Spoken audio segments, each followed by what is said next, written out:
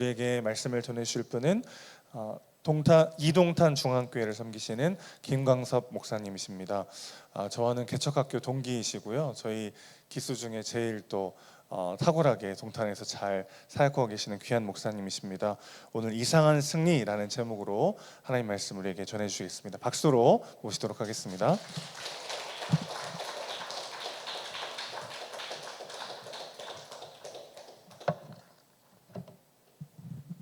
네, 반갑습니다. 오늘 우리 은혜샘 교회는 제가 여러 번 왔지만 이렇게 성도님과 함께 마주대하며 말씀을 또 같이 접하고 나누는 귀한 시간을 또 허락해 주셔서 감사합니다. 우리 박유현 목사님은 말씀하셨던 것처럼 개척학교에서 함께 뵙고 교제하고 또 같이 마음 나누고 또 같이 서로 씨름하는 시간들을 가지면서 세상에 이런 분이 있네라고 하는 그런 마음이 여러 번 들었습니다. 사람이 어쩌면 이렇게 바름직한지. 그래서 목사님 뵐 때마다 계신 것만으로도 뭔가 한 자리가 뿌듯해지고 또 신선해지고 새로워지는 그런 경험들을 여러 번 했었습니다. 귀한 목사님과 함께 하시는 우리 은혜샘 교회가 앞으로도 기대가 되어지고 또 귀한 사역의 여정이 또 얼마나 아름답게 펼쳐지를 또 소망하게 되어집니다.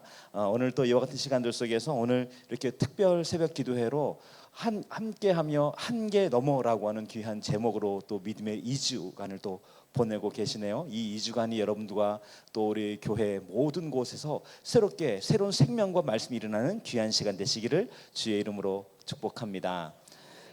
오늘 함께 나눌 말씀 이상한 승리의 제목을 함께 말씀 나누겠는데요. 오늘 본문 속에는 우리 창세기 32장에 우리 씨름이라고 표현되어져 있는 한 결전에 이런 장소 또 결투에 어떤 일들이 펼쳐지고 있죠. 여러분도 아마 이 본문의 말씀을 여러 번 설교 들으셨겠지만 이 본문의 내용과 배경들은 씨름이라기보다는 레슬링과 가까운 그런 시간들이죠. 여러분들에게 레슬링 하면 떠오르는 그런 장면들은 어떤 장면들이 있으신가요? 보니까 여기 저와 조금 비슷한 연배에 계신 분들이 몇 분 좀 얼굴에 좀 이렇게 좀 들어옵니다. 아마도 어렸을 때 레슬링 하면 저는 우리 박치기 김일 혹시 떠오르시는 분들 계신가요? 요거 아시는 분들은 옛날 사람. 네, 이 레슬링의 시조라고 우리나라 레슬링 시조라는 김일 선수가 있죠. 또 그런가 하면 이 검은 타이즈를 입은 천덕규라고 하는 선수가 있었고요. 그리고 딱밤각이라고 해서 여검부가 있었습니다. 그런가 하면 화려한 기술을 펼쳤던 거구 이왕표가 있었습니다. 저희 어렸을 때 80년대였는데요. 초등학교 국민학교네요. 국민학교 시절에 이게 TV에 방영되는 날이면 학교에서 친구들하고 이거 보느라고 뭐 정신 없었습니다. 그리고 다음 날은 이거 보고 온 다음 날은 서로 이 박치기 아니면 딱밤까기 이거 흉내내면서 같이 놀았던 그런 기억이 있습니다. 여러분 저희가 아는 것처럼 이런 그 레슬링이라고 말하는 것, 프로 레슬링이라고 말하는 건 서로 약속 대련이라고 우리는 또 알고 있잖아요. 그런데 이 본문 속에 있는 이 씨름이라고 하는 것 이것보다 훨씬 진중합니다. 진지합니다. 그리고 여기에는 생과 사를 거는 그런 씨름, 그런 도전이 있는 현장인 것이죠. 왜냐하면 우리 고대 이 근동에서는 종종 이런 씨름이 있으면 그 씨름 그 하나만으로 부족의 생사, 개인의 생사가 결정되기도 했었습니다. 성경에 보면 다윗과 골리앗의 이 싸움이 있죠. 그런데 이 골리앗과 다윗 싸움에서 누가 이겼나요? 다윗이 이겼죠. 그런데 다윗이 이긴 것만으로 어마어마하게 위세가 가득했던 블레셋이 갑작스럽게 퇴보하게 되어지고, 그리고 이스라엘이 이 여전히 패색이 짙었던 그 나라가 갑작스럽게 승리를 거머쥐고 그 나라를 초토화시키는 그런 사건들이 일어났죠. 누군가와 1대1의 결투는 그런 의미가 있는 것입니다. 여기 이 씨름 속에서 그것도 생사를 건, 이 생사를 거는 씨름과 도전들이 있는 그런 현장들인 것이지요. 우리는 하나님께서 이 야곱을 어떻게 다루셨는지를 잘 알고 있습니다. 야곱은 그 에서 아버지 이삭을 속였고 그 이삭을 속인 대가로 축복의 기도를 받았죠. 당시의 전사였던, 그리고 또한 아주 탁월한 상냥꾼이었던 형은 그 일을 너무나 큰 배신으로 알았던 것 같습니다. 많은 사람들 중에서 그 많은 사람들 중에 내 동생이 아버지의 축복을 이처럼 가로채는 배신 행위를 하다니, 어쩌면 그 현장은 야곱에게는 다시금 고향을 돌아오기 어려운 너무나 절박한 상황에 도망을 하는 시간이었겠지만, 형에게는 아마 어마어마한 정신적 트라우마가 되지 않았을까요? 동생이 어떻게 나한테 그럴 수가 있어? 동생이 어떻게 나한테 이런 짓을 펼칠 수가 있어? 이런 생각을 갖게 되는 그런 마음의 현장 아니었을까요? 이와 같은 형은 그날 이와 같은 이 동생의 태도를 내가 결코 용서하지 않겠다, 그리고 내가 반드시 죽이겠다라고 하는 그런 사생 결단의 마음을 갖게 되는 것이죠. 형제들끼리 싸움할 수 있지요. 근데 내가 너 죽이지 않고 내가 살지 못하겠다, 그런 마음을 갖고 있는 싸움은 어떤 싸움일까요? 여러분, 이날 밤 그날 그 싸움은 그런 싸움이었던 것이죠. 동생은, 여기 야곱은 그날 밤 집을 피해서 저기 저 먼 곳 하란으로 도망하게 되어집니다. 그 여정이 얼마나 고단하고 힘들었을까요? 이 가던 여정 중에 어느 한 날 밤 너무나 피곤하고 너무나 고단해서 깊은 단잠을 자게 되어지죠. 돌베개 하나 베고 누웠습니다. 그런데 그날 밤 한 꿈을 꾸게 됩니다. 그날 밤 꾸었던 꿈 속에서 자기 앞에 이 거대한 이 하나님, 그 소망의 나라가 있고, 그리고 그곳에 이 천사들이 오르내리는 그런 환상을 보게 되어지지요. 그리고 꿈속에서 그것을 하나님을 만나게 되어집니다. 그날 밤 그곳의 이름을 여기 이 야곱이 무엇이라 변경합니까? 베델이다, 하나님의 집이다라고 그처럼 말하는 장면이 등장하잖아요. 그리고 그곳에서 하나님께서 이 야곱에게 한 가지 약속을 하십니다. 너가 이 땅으로 반드시 돌아올 것이다. 너가 돌아오기까지 내가 너와 함께 할 것이다. 그리고 너의 인생과 너의 삶의 여정을 내가 축복할 것이다. 그리고 아브라함에게 했던 그 약속을 여기 야곱에게 다시 한번 더해 주는 것이죠. 그리고 나서 야곱은 아침에 그 눈을 뜨고 그리고 다시금 행진을 이어갑니다. 그리고 그의 인생의 여정은 어디로 이어집니까? 네, 바로 외삼촌 라반의 집에 이르게 되어집니다. 사실 이와 같은 이 여정을 통해서 우리는 이 야곱이 얼마나 고단한 인생을 살았는지를 좀 짐작하게 되어집니다. 하지만 이건 그의 인생의 아주 작은 사건이었었습니다.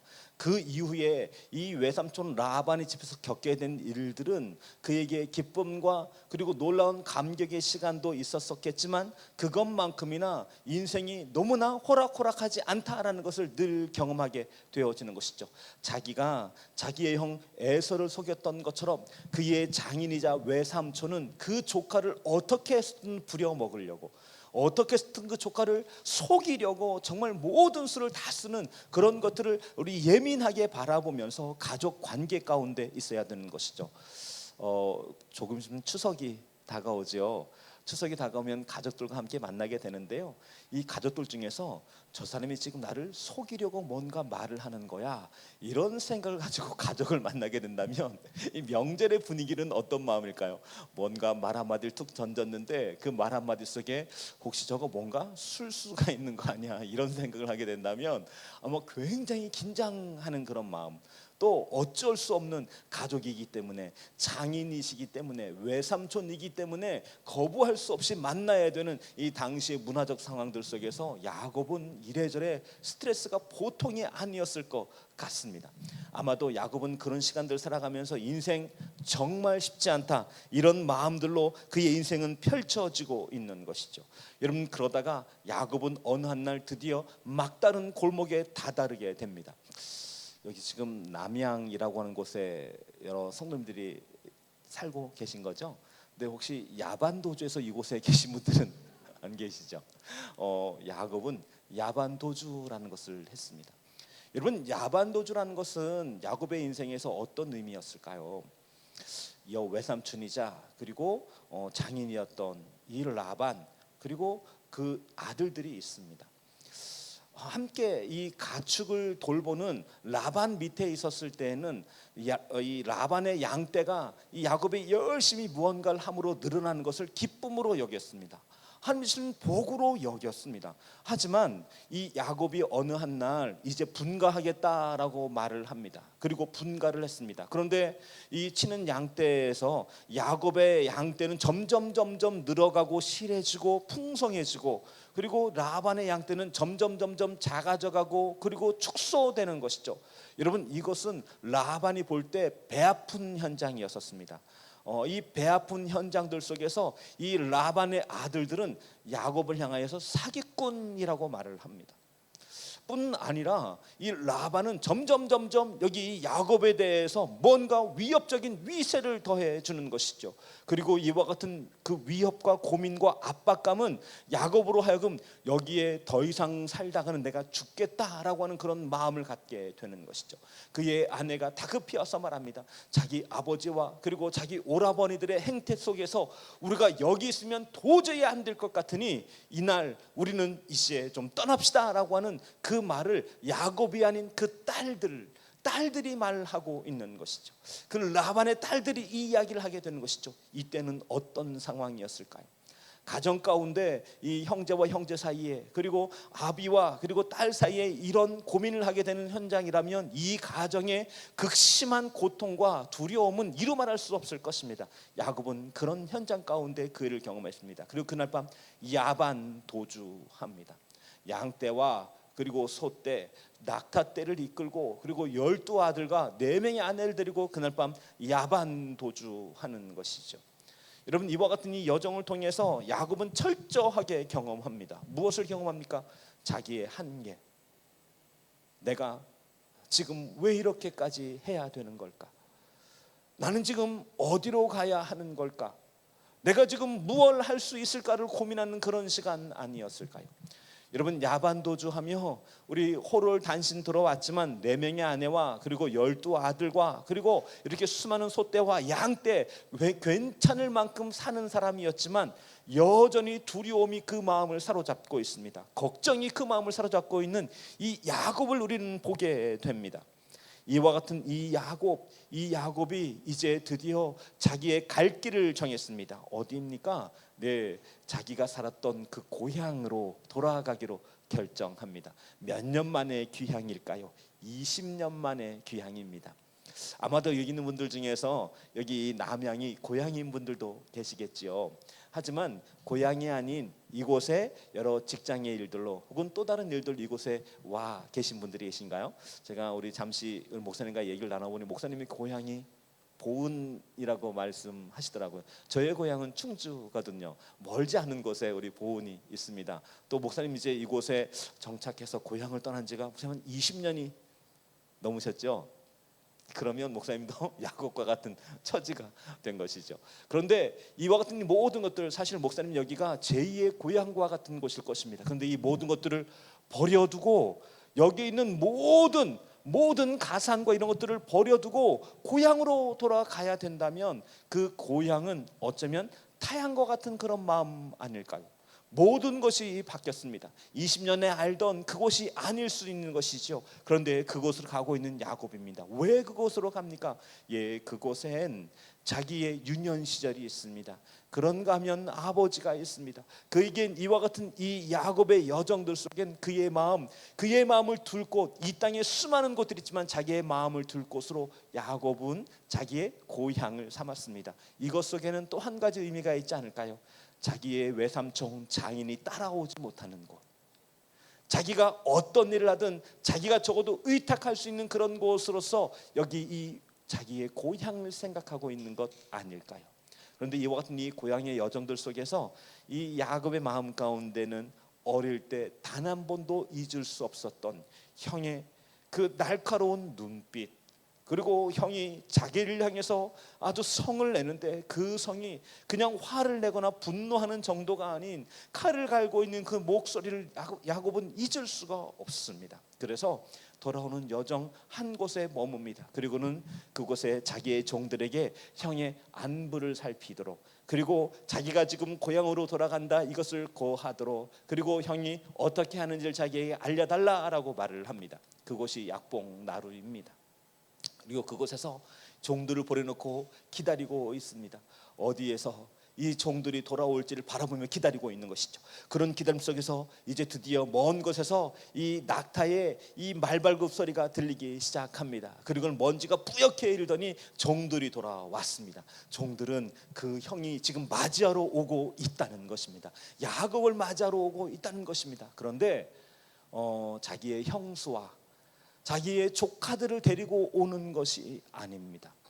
장정, 무장한 장정 400명을 데리고 오고 있답니다.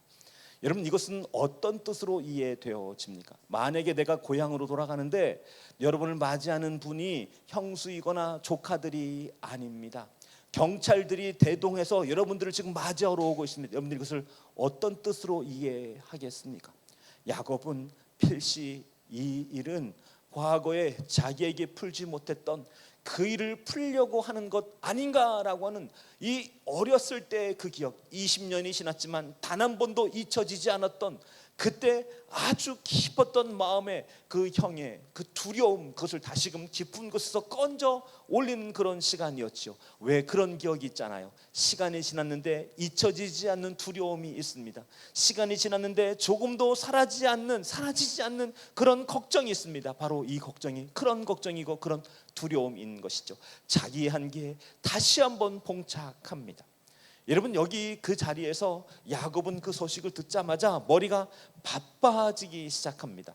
자기가 지금까지 20년 동안 일구었던 자기의 수백 마리, 이 수백 마리의 양떼, 소떼, 낙타떼, 이 모든 것들을 두 떼로 나눕니다. 그리고 약봉나루를 건너게 합니다. 거기에 자기의 아내와 그리고 자기의 12 아들도 우리 두 부대로 나누어서 보내는 것이죠. 자기의 종들의 수많은 사람들도 이처럼 나눠서 보내는 것이죠.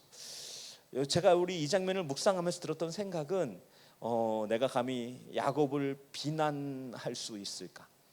우리는 야곱을 사기꾼이라고 말하기도 하고 그리고 또 속이는 사람이라고 말하기도 하죠. 그런데 이와 같은 이 야곱이 약삭받은 사람이라고 우리가 그렇게 단정 지을 수 있을까?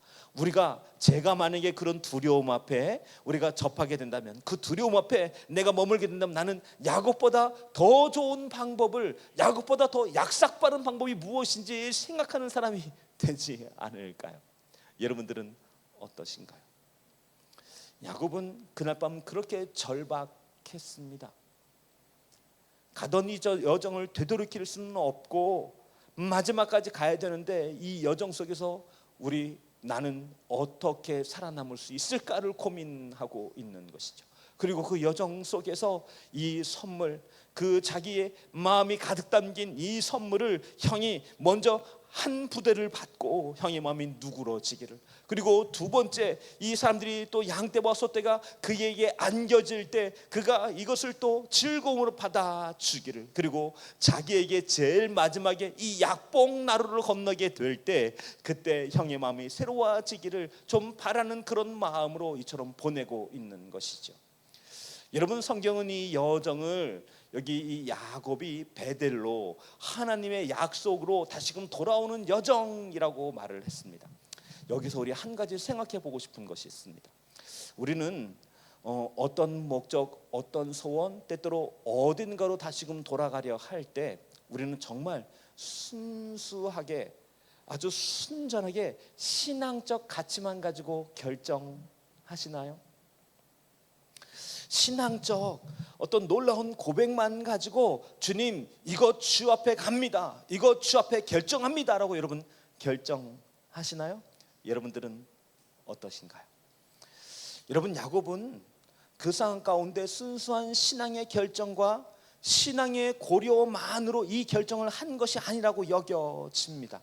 그 안에는 하나님, 저 살고 싶어요, 하나님 저 견뎌내고 싶어요, 하나님 제가 어떻게 해야 합니까? 전 갈 곳이 없습니다. 제가 갈 곳은 이곳 한 곳뿐입니다. 그런데 이곳 한 곳에서도 저를 환대하는 것 같지 않습니다. 오히려 전 죽을 위기에 있는 것 같습니다.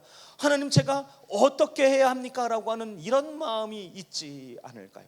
그러면서 그가 선택했던 그 방법, 그 결정, 그것은 바로 이런 것이었죠. 야곱은 그날 밤에 철저하게 무기력감을 경험합니다.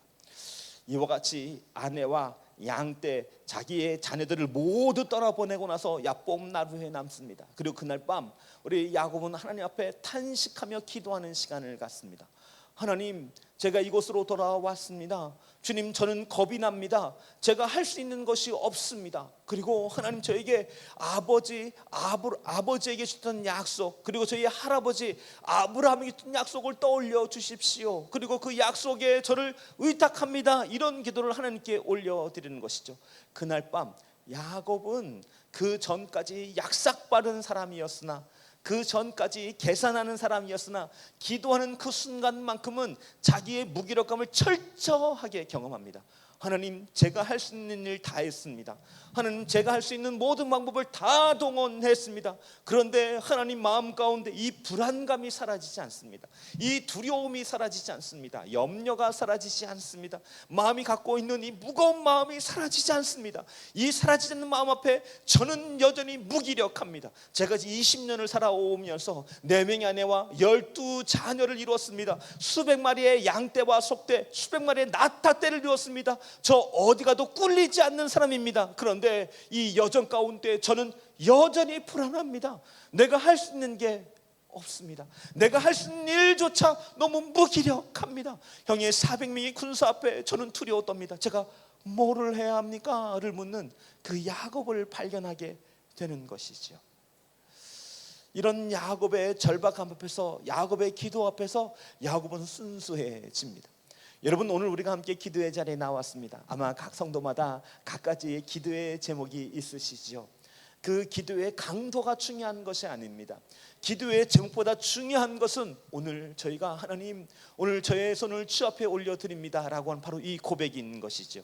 각자의 기도 속에는 어쩌면 순수한 신앙의 기도만으로 100% 퓨어한 어떤 이런 신앙의 기도가 아닌 저의 삶에 이런 형편도 있습니다. 이런 사정도 있습니다. 이런 곤고함도 있습니다. 이것 다 포함되어져 있습니다. 하지만 이보다 넘는 것은 무엇입니까? 하나님, 이와 같은 제가 애쓰고 수고한 모든 것들을 주 앞에 올려드리고도 저는 아직 불안합니다. 제가 어떻게 해야 합니까? 라고 하는 바로 주 앞에 요청 아닐까요?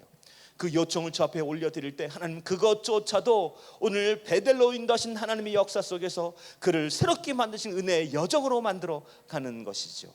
그 여정 가운데 야곱은 그날 밤 우리 호련히 누군가의 씨름, 이것을 경험하게 되어집니다. 이처럼 넉넉고 있는 야곱, 기도 끝에 넉넉고 있는 야곱에게 누군가가 갑자기 찾아왔습니다. 그리고는 다짜고짜 씨름을 합니다. 야곱과 그리고 이 상대방의 씨름, 이 씨름, 야곱은 어떤 마음이었을까요? 영문도 없습니다. 무언가 이런 씨름을 하려면 내가 지금 왜 이처럼 씨름하고 있는지 알아야 될 것 아닙니까? 그런데 야곱은 이 씨름을 합니다. 여러분, 어쩌면 야곱은 그 씨름 속에서 나의 20년 여정들 속에서 수없이 많은 일들을 속이며 살아왔는데 이젠 내가 더 이상 물러설 곳이 없다라는 그런 마음 아닐까요?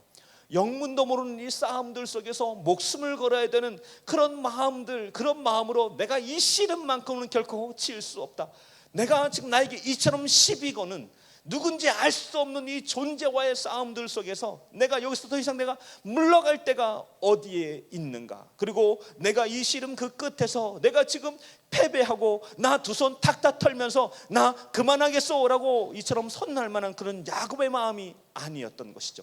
너그럽고 그리고 웬만큼 이 씨름 나 그래 이만 졌어, 당신 하고 싶은 대로 해라고 할 만한 그런 상황이 아니었던 거죠. 그동안에 야곱의 인생 가운데 있었던 이 마음의 울분, 마음의 속상함, 답답함, 모든 것들이 터트려지는 그런 씨름 아닐까요? 그런 씨름을 이 그날 밤에 야곱과 그리고 그 상대방이 옥신각신하며 합니다. 여러분들, 우리가 아는 것처럼 누군가와 씨름을 하셨던 분이시라면, 그리고 누군가와 이 몸이 부딪히는 그런 격전을 우리 하셨던 분이시라면, 여기 남자분들이 좀 계신데 혹시 참호 격투란 것들을 좀 해보셨나요? 혹시 참호 격투 좀 해보셨나요? 네, 그 유격할 때 가끔씩 참호 격투 이 한 코너가 있거든요. 그럼 들어가서 한 3, 4분이면 정말 모든 힘이 다 빠집니다. 더 이상 힘을 쓸 수 없을 만한 그런 상황이 되어집니다. 그런데 이 씨름을 어떻게 했다고요? 밤이 새도록 했답니다. 야곱도 호락호락하지 않습니다. 야곱도 끝까지 붙들고 있는 것이죠. 그리고 상대방도 쉽게 져줄 만한 그런 상대가 아닌 것 같습니다. 상대방도 끝까지 물고 늘어지는 것이죠. 이와 같은 이 씨름이 날이 새도록 저 먼 곳에서 동이 터오도록 이 씨름이 이제 연이어졌습니다. 저는 이런 시간 통해서 야곱의 절박함을 보게 됩니다. 야곱은 절박합니다. 야곱은 물러설 곳이 없습니다. 야곱은 더 이상 내가 뭘 더해라고 하는 그 끝에 머물러 있지만 거기서 내가 더 이상은 물러설 수 없어가 야곱의 마음 가운데 있는 자기의 한계 앞에 절박한 상황이 아닐까요? 그리고 그날 저 먼 곳에서 해가 떠오를 때 자기가 함께 더불어 씨름했던 사람이 누구인지를 알게 됩니다. 누구입니까? 하나님입니다. 주의 사자라고 성경에는 표현되어져 있습니다. 주의 사자로 그에게 임한 하나님이셨던 것이죠. 그런 하나님과의 씨름이 오늘 야곱에게 있었습니다. 여러분, 어쩌면 우리는 이와 같은 이 새벽의 기도, 어쩌면 우리 길다는 짧은 기도이지만 이 시간에 우리의 기도만큼은 저 하나님 주시는 은혜 속에서 정말 절박함과 뜨거움이 일어났으면 좋겠습니다. 하나님, 어쩌면 저 오늘 하루 속에 제가 물러설 곳이 없습니다.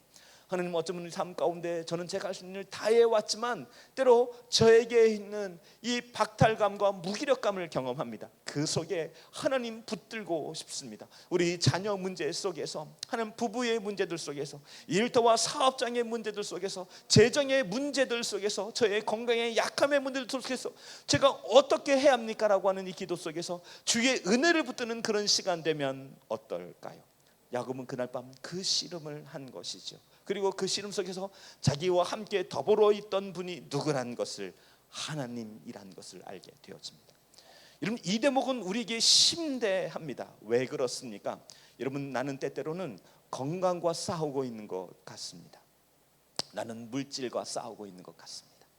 나는 미래 두려움과 싸우고 있는 것 같습니다. 나는 지금 오늘 일터의 현장의 문제와 싸우고 있는 것 같습니다. 그런데 이 날이 새고 동이 트고 보니 그 문제의 실체가 무엇이었습니까? 하나님이었습니다. 야곱은 그날 자기가 앞선 기도 속에 나를 도와달라고, 나에게 궁의를 베풀달라고 기도했지만 야곱은 그날 이 기도를 경험한 것이죠. 몸으로 하는 기도를 경험한 것이죠. 여러분, 어쩌면 오늘 하루가 그 몸으로 하는 기도의 여정일 수 있습니다. 오늘 우리의 삶의 현장이 몸으로 하는 기도의 현장일 수 있는 것이죠. 나는 이 문제 속에 시름하며 고민하고 있는데 이 문제의 실체가 그 속에 하나님이 계신 건 아닐까요? 그렇다면 오늘 우리는 주 앞에 하나님과의 씨름, 하나님과의 한판 승부 속에서 하나님, 나를 복 주십시오, 이 기도할 수 있는 여러분과 제가 되어지기를 원합니다. 여러분, 이런 기도 속에서 이제 마지막 한 가지 말씀을 전해드리려고 합니다. 여러분, 야곱은 그날 밤 이 씨름 속에서 질 수 없는, 물러설 수 없는 씨름을 하고 있습니다. 그런데 우리가 기억할 것이 있습니다. 지기 위한 씨름을 하신 분이 계십니다. 누구입니까? 바로 예수님입니다. 저는 여기 이 씨름 속에서 겟세마네 동산에서의 예수님이 떠올랐습니다. 야곱은 그날 밤 이 씨름을 통해서 어떻게든 이기기 위해서, 어떻게든 물러서지 않기 위해서 씨름을 하고 있는데 겟세마네 동산에서의 예수님은 지기 위한 씨름을 하고 있는 것이죠. 하나님, 제가 지고 하나님이 이기기를 원합니다. 하나님, 제가 실패하고 하나님이 성공하기를 원합니다 라고 하는 그 기도를 하고 있는 예수님을 보게 되는 것이죠. 여기 야곱은 물러서지 않기 위해서 기도하는 것인데 예수님은 물러서기 위해 기도하고 있는 예수님 아닙니까? 야곱은 그날 밤에 환도뼈가 부러지고 그리고 그곳에 있는 여기 이 힘줄이 끊어졌습니다. 하지만 예수님은 창과 허리에 십자가에서 못 박혔습니다. 창이 박혔습니다. 물과 피를 쏟았습니다. 야곱은 그날 밤에 살았습니다. 하나님과 더불어 씨름하고 이기고 살았습니다. 그리고 광명한 아침을 맞이했습니다. 하지만 예수님에게는 잔인한 오후, 예수님의 운명이 그날 오후에 사라져가는 그 시간을 경험하게 된 것이죠. 놀라운 건 하나님은 오늘 이 야곱과의 씨름을 통해서 오늘 그에게 저 주셨다는 것입니다. 참으로 이상한 시간입니다. 하나님은 그에게 환도뼈를 쳤다라고 우리 성경에 기록되어져 있지만 원어를 살펴보면 지그시 눌렀다라고 하는 표현입니다.